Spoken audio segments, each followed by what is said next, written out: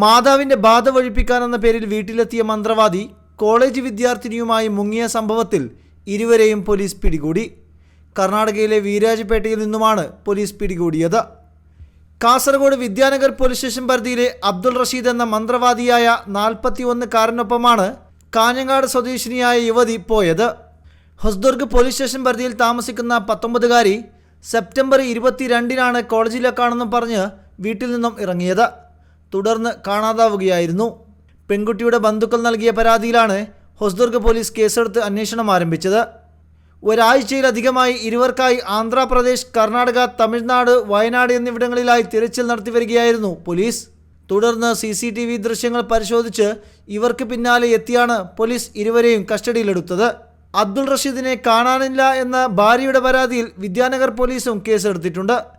ഇരു കേസുകളിലുമായി നടപടിക്രമങ്ങൾക്ക് ശേഷം പ്രതിയെ മജിസ്ട്രേറ്റിന് മുമ്പാകെ ഹാജരാക്കുമെന്ന് പോലീസ് അറിയിച്ചു.